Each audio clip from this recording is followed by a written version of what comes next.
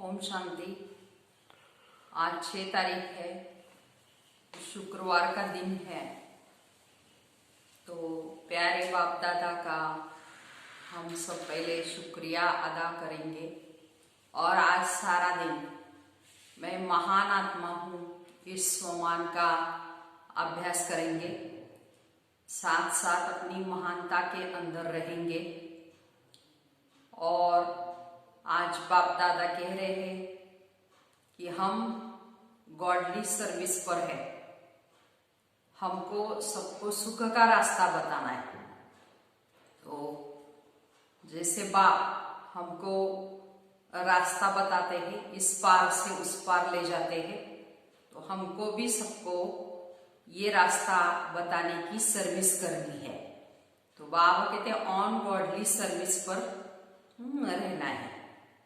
तो ऐसे सारा दिन किसी को भी बाप का परिचय देने का पुरुषार्थ करना है, रास्ता बताना है। तो आज का महावाक्य है, बाबा कहते मीठे बच्चे तुम अभी गॉडली सर्विस पर हो, तुम्हें सबको सुख का रास्ता बताना है, स्कॉलरशिप लेने का पुरुषार्थ करना है।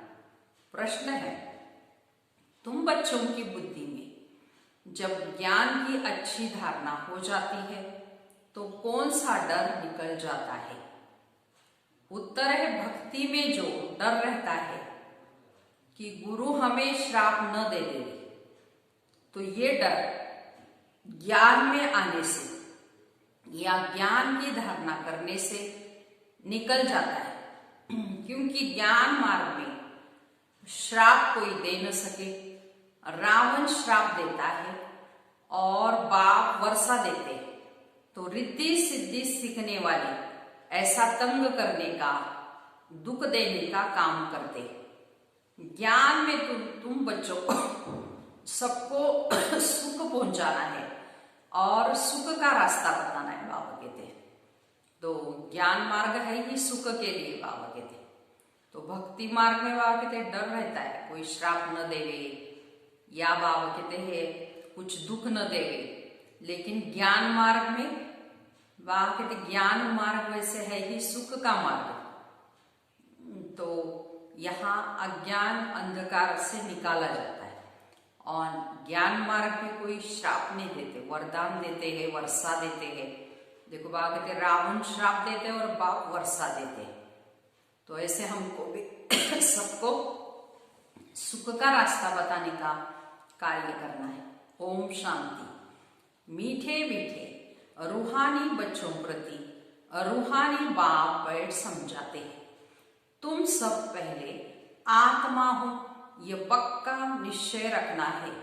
बच्चे जानते हैं हम आत्माएं परम धाम से आती है, यहाँ शरीर लेकर पार्ट बजाए, आत्मा ही पार्ट बजाती है। मनुष्य फिर समझते शरीर भी पार्ट बजाते हैं। तो ये बड़े ते बड़ी भूल है, जिस कारण आत्मा को कोई भी जानते नहीं। तो इस आवागमन में हम आत्माएं ही आती जाती है, शरीर नहीं। इस बात को भूल जाते हैं। इसलिए बाप को आकर आत्म अभिमानी बनाना पड़ता है। तो ये बात कोई भी नहीं जानते, तो बाप ही समझाते हैं आत्मा कैसे पार्ट बजाती है। मनुष्य के मैक्सिमम 84 जन्मों से लेकर मिनिमम है 1-2 जन्म।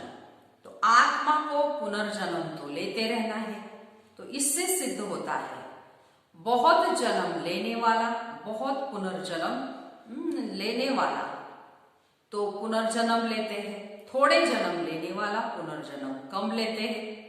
जैसे नाटक में कोई शुरू से पिछाड़ी तक पार्ट बजाते, कोई का थोड़ा ही पार्ट होता है, ये कोई मनुष्य नहीं जानते।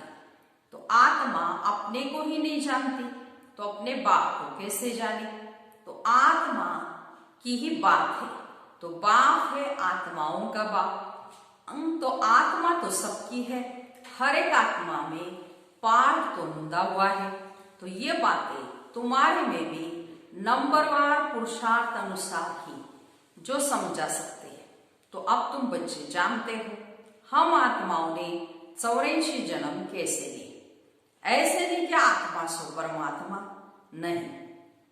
तो बाबा ने समझाया है, हम आत्मा पहले सो देवता बनते हैं, अभी पतित तमो प्रधान है, फिर सतो प्रधान पावन बनना है। तो बाप आते ही तब है जब सृष्टि पुरानी हो जाती है। तो बाप आकर पुरानी को नया बनाते हैं, नई सृष्टि स्थापन करते हैं। तो नई दुनिया में है ही आदि सनातन देवी देवता धर्म, तो उन्हों के लिए ही कहेंगे। पहले कलयुगी शुद्र धर्म वाले थे, अब प्रजापिता ब्रह्मा के मुख वंशावली बन ब्राह्मण बने हैं। तो बाबा कहते फिर क्या बनेंगे? ब्राह्मण सो देवता, ब्राह्मण कुल में तो आते हैं। तो ब्राह्मण कुल की कभी डिनाइस्टी नहीं होती, तो ब्राह्मण कुल में कोई राजाई नहीं करते। तो इस समय भारत में ये ब्राह्मण कुल राजाई करते हैं, न शूद्र कुल राजाई करते हैं, दोनों को राजाई नहीं। फिर भी उनका प्रजा का प्रजा पर तो राज्य चलता है।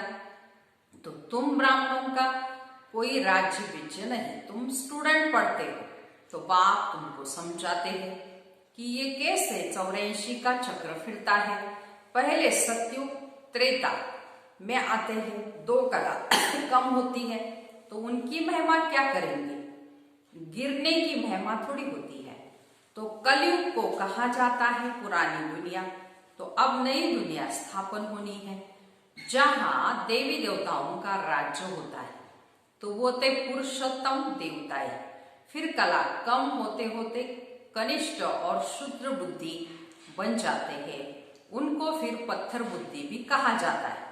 तो ऐसे पत्थर बुद्धि बन जाते हैं जो जिनकी पूजा करते हैं उनकी जीवन कहानी को भी नहीं जानते। तो बच्चे के बाप को, बेहद के बाप को याद करते हैं। फिर बच्चे बाप की जीवन कहानी को न जाने तो फिर वर्षा कैसे मिले? तो तुम अब बच्चे बाप के जीवन को जानते हो, तो उनसे तुमको वर्षा मिल रहा है। गाते भी है, तुम माता पिता हम बालक तेरी, तुम्हारी कृपा से सुख घनेरा। कहते हो तो जरूर बाप आएगा, तब तो सुख घनेरे देंगे ना। तो बाप कहते मैं आया हूं, अतः सुख तुम बच्चों को देता हूं, या सुख का रास्ता बताता हूं। तो बच्चों की बुद्धि में ये नॉलेज अच्छी रीति रहनी चाहिए, इसलिए तुम स्वदर्शन चक्रधारी बनते हो।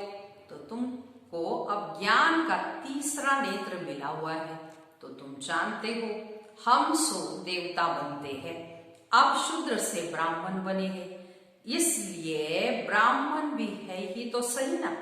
तो कलयुग में भी है, तो वो ब्राह्मण लोग जानते नहीं ये हमारा धर्म अथवा हमारा कुल कब स्थापन हुआ, क्योंकि वह है कलयुगी। तो तुम अभी डायरेक्ट प्रजापिता ब्रह्मा की संतान बने हो और सबसे ऊंच चोटी हो।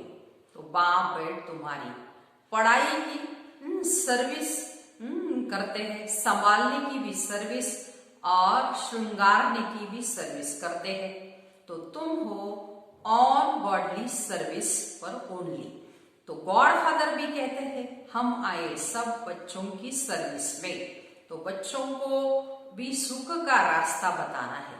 बाबा कहते अब चलो घर, मुक्ति, बाबा कहते हैं मुक्ति में जाने के लिए ही मनुष्य भक्ति करते, मनुष्य भक्ति भी करते ही इसलिए है। तो ये लक्ष्य है, तो जरूर जीवन में बंधन है, तो बाप आकर इन दुखों से हमको छुड़ाते। तो तुम बच्चे जानते हो त्राही त्राही करेंगे, हाहाकार के बाद फिर जय जयकार होनी है। तो अब तुम्हारी बुद्धि में है कि कितनी हाय हाय करेंगे। जरूर जब नेचुरल कैलेमिटीज आदि होगी तो यूरोपवासी याद भी है, तो बाप ने समझाया है यूरोपवासी यादवों को कहा जाता है। तो दिखाते हैं उनके पेट से मुसल निकले, फिर श्राप दिया। अब श्राप आदि की तो बात नहीं, ये तो ड्रामा है। बाप वर्षा देते हैं, रावण श्राप देते हैं, ये खेल ही बना हुआ है। बाकी श्राप देने वाले तो दूसरे मनुष्य होते, तो उस श्राप को उतारने वाले भी होते। गुरु, गोसाई आदि बाबा कहते से मनुष्य लोग डरते हैं, क्योंकि कुछ श्राप आदि न देवे। वास्तव में ज्ञान मार्ग में कोई भी श्राप दे न सके। ज्ञान मार्ग है कि सुख का मार्ग बाबा कहते, और भक्ति मार्ग में श्राप देते हैं। तो ज्ञान मार्ग की कोई बात कहते, ज्ञान मार्ग में श्राप की कोई बात, जो रिद्धि सिद्धि सीखते हैं वो श्राप देते हैं, लोगों को बहुत दुखी कर देते हैं, पैसे भी बहुत कमाते हैं। भक्त लोग ये काम नहीं करते। तो बाबा ने ये भी समझा है, संगम के साथ पुरुषोत्तम अक्षर जरूर लिखो। माना कहना है पुरुषोत्तम संगम युग, त्रिमूर्ति अक्षर भी जरूर लिखना है, और प्रजापिता अक्षर भी जरूरी है, क्योंकि नाम ब्रह्मा नाम भी बाबा कहते बहुतों के है। तो प्रजापिता अक्षर लिखेंगे तो समझेंगे साकार में ये प्रजा का पिता ठहरा। सिर्फ ब्रह्मा लिखने से सूक्ष्म वतन वाला समझ लेते हैं। तो ब्रह्मा विष्णु शंकर को कई तो भगवान भी कह देते हैं, तो प्रजापिता कहेंगे तो समझा सकेंगे। प्रजा तो यहाँ होती है ना, तो सूक्ष्म में कैसे प्रजा हो सकती। तो विष्णु को तो दिखाते हैं ब्रह्मा की नाभि से निकला, तो तुम बच्चों को भी अभी ज्ञान मिला है, नाभि आदि की कोई बात नहीं। ब्रह्मा सो विष्णु, विष्णु सो ब्रह्मा कैसे बनते, तो सारे चक्र का ज्ञान इन चित्रों में समझा सकते हो। बिगर चित्र समझाने में मेहनत लगती है। तो ब्रह्मा सो विष्णु, विष्णु सो ब्रह्मा तो बनते हैं। तो लक्ष्मी नारायण 84 का चक्कर लगाकर फिर ब्रह्मा सरस्वती बनते। तो बाबा ने पहले से नाम दे दिए। जब भट्टी बनी तो नाम दिए, फिर कितने चले गए, इसलिए समझाया ब्राह्मणों की माला होती नहीं, क्योंकि ब्राह्मण है पुरुषार्थी, कभी नीचे तो कभी ऊपर होते रहते हैं। ग्रहचारी बैठते हैं ना, तो बाबा तो जवरी था। मोतियों आदि की माला कैसे बनते हैं इसके अनुभवी थे। तो प्रजापिता ब्रह्मा बाबा कहते, तो ब्राह्मणों की माला बाबा कहते बनती नहीं, पिछाड़ी में बनी। हम सब ब्राह्मण दैवी गुण धारण कर देवता बनते हैं, फिर सीढ़ी उतरनी है, नहीं तो 84 जन्म कैसे लेते। तो 84 जन्मों के हिसाब से ये निकल सकते हैं। तो तुम्हारा आधा समय पूरा होता है, तब दूसरे धर्म वाले ऐड होते हैं। माला बनाने में बड़ी मेहनत लगती है, बड़ी संभाल से मोतियों को टेबल पर रखा जाता है कि कहाँ हिले नहीं। फिर सुई से एक एक मोती को डाला जाता है, कहा ठीक न बने तो फिर माला तोड़नी भी पड़े। तो ये तो बहुत बड़ी माला है। तो तुम बच्चे जानते हो, हम पढ़ते हैं नई दुनिया के लिए। तो बाबा ने समझाया कि स्लोगन बनाओ कि हम शूद्र से ब्राह्मण, ब्राह्मण से देवता कैसे बनते हैं, सो आकर समझो। तो इस चक्र को जानने से तुम चक्रवर्ती राजा बनेंगे, तो स्वर्ग का मालिक बन जाएंगे। ऐसे स्लोगन बनाकर बच्चों को लिखना चाहिए। तो बाबा युक्तियां तो बहुत बताते, वास्तव में वैल्यू तुम्हारी है। तुमको हीरो हीरोइन का पार्ट मिलता है, हीरे जैसा तुम बनते हो। फिर 84 का चक्कर लगाए कौड़ी मिसल बनते हो। तो जबकि हीरे जैसा जन्म मिलता है तो कौड़ियों पिछाड़ी क्यों पड़ते हो। तो ऐसे भी नहीं कोई घर बार छोड़ना है। बाबा तो कहते हैं रहो गृहस्थ व्यवहार में, लेकिन कमल फूल समान पवित्र रहो, और सृष्टि चक्र की नॉलेज को जानकर दैवी गुण भी धारण करो, तो तुम हीरे जैसा बन जाएंगे। तो बरोबर भारत 5000 वर्ष पहले हीरे जैसा था। ये है एम ऑब्जेक्ट। तो इस चित्र को लक्ष्मी नारायण के बहुत महत्व देना है। तो तुम बच्चों को बहुत बहुत सर्विस करनी। प्रदर्शनी, म्यूजियम, विहम मार्ग की सर्विस बिगर तुम प्रजा कैसे बनाएंगे। तो भल इस ज्ञान को सुनते भी हैं, परंतु ऊंच पद कोई बिरले ही पाते हैं। उसके लिए कहा जाता है कोटों में कोई, कोई में कोई। तो स्कॉलरशिप भी कोई कोई ही लेते हैं ना। 40-50 बच्चे स्कूल में होते हैं तो उनमें से कोई एक स्कॉलरशिप लेता है, कोई थोड़ा प्लस में आ जाता है तो उनको भी दे देते हैं।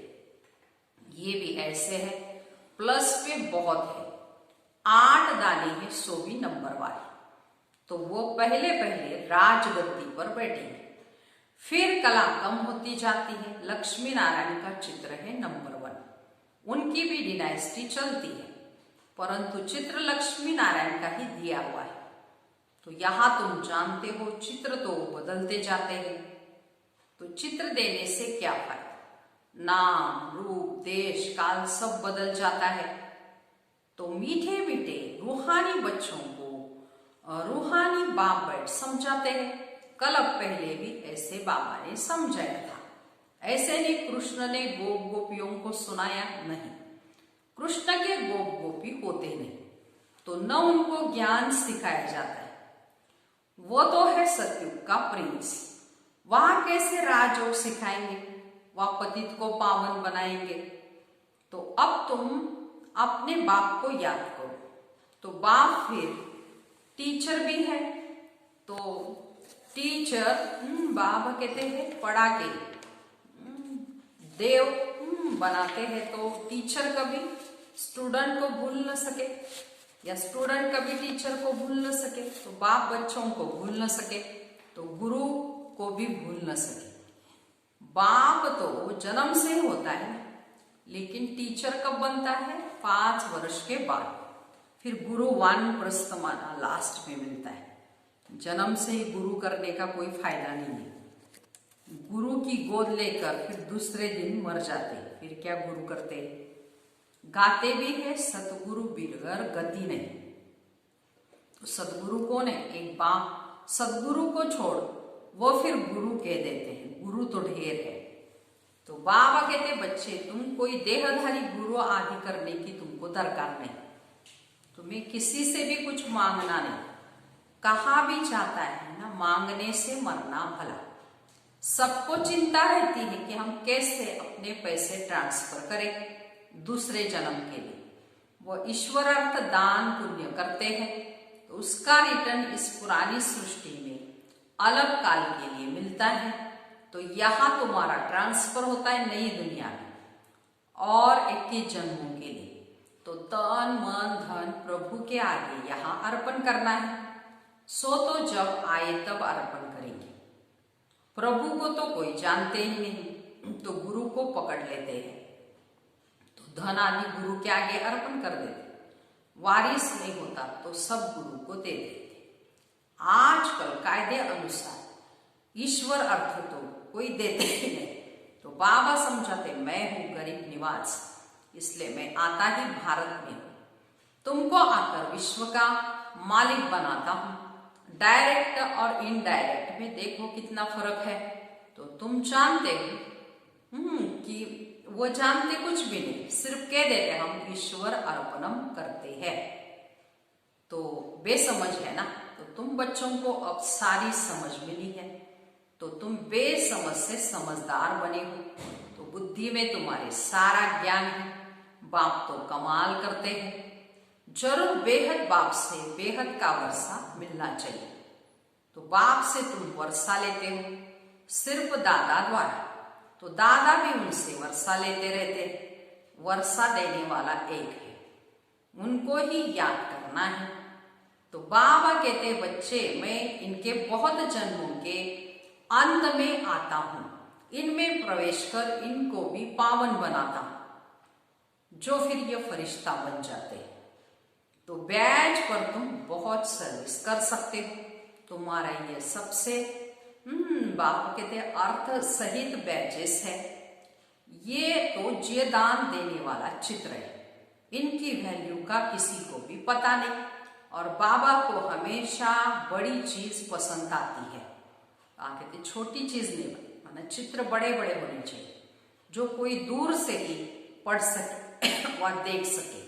ऐसे अच्छे अच्छे चित्र सर्विस के लिए बनाने, इनकी बहुत ही वैल्यू है बाबा कहते हैं, और किसी को भी समझाना है। और साथ बाबा ने कहा ये बैजेस भी बहुत अर्थ से बने हुए। अच्छा, मीठे मीठे सिकिलते बच्चों प्रति माता पिता बाप दादा को याद प्यार और गुड मॉर्निंग। रूहानी बाप की रूहानी बच्चों को नमस्ते। हम रूहानी बच्चों की रूहानी माता पिता बाप दादा को याद प्यार गुड मॉर्निंग और नमस्ते। हम बनेंगे फरिश्ते। वाह बाबा वाह, शुक्रिया बाबा शुक्रिया। अब इस सारी मुरली का धारणा के लिए मुख्य सार सुनेंगे। पहली पॉइंट है, बाप से बेहद का वर्षा लेने के लिए डायरेक्ट ही अपना तन मन धन ईश्वर के आगे अर्पण करने में समझदार बनना है। अपना सब कुछ 21 जन्मों के लिए ट्रांसफर कर देना है। दूसरी पॉइंट, जैसे बाप पढ़ाने की, संभालने की और श्रृंगारने की सर्विस करते हैं, ऐसे बाप समान हमको भी सर्विस करनी है। जीवन बंधन से निकाल सबको अभी जीवन मुक्ति में लाना है। आज का वरदान है, सर्व खजानों की इकोनॉमी का बजट बनाने वाले महान पुरुषार्थी भव। तो महीन पुरुषार्थी भव, सर्व खजानों की इकोनॉमी का बजट बनाने वाले महीन पुरुषार्थी भव। विस्तार है, जैसे लौकिक रीति में यदि इकोनॉमी वाला घर न हो तो ठीक रीति से नहीं चल सकता। ऐसे यदि निमित्त बने हुए बच्चे इकोनॉमी वाले नहीं हैं तो सेंटर भी ठीक नहीं चलता। वो हुई हद की प्रवृत्ति और यह है बेहद की प्रवृत्ति। तो चेक करना चाहिए कि संकल्प, बोल और शक्तियों में क्या क्या एक्स्ट्रा खर्च किया है। जो सर्व खजानों की इकोनॉमी का बजट बनाकर उसी अनुसार चलते हैं उन्हें ही महीन पुरुषार्थी कहा जाता है। उनके संकल्प, बोल, कर्म और ज्ञान की शक्तियां कुछ भी व्यर्थ नहीं जा सकती। ऐसे बाबा कहते हैं इकोनॉमी वाला बनना है, माना अपने संकल्प, बोल, शक्तियां कुछ एक्स्ट्रा खर्च होता नहीं है ना, ये देखना है। जैसे बाबा ने मिसाल दिया, लौकिक में भी अगर इकोनॉमी वाला घर नहीं होता तो वो ठीक रीति से नहीं चल सकता। तो हमको क्या इकोनॉमी करनी है, तो संकल्प, बोल, कर्म, कहते शक्तियां कुछ भी व्यर्थ नहीं जाना चाहिए। आज का स्लोगन है, स्नेह के खजाने से माला माल बन, सबको स्नेह दो और स्नेह लो। अच्छा, ओम शांति।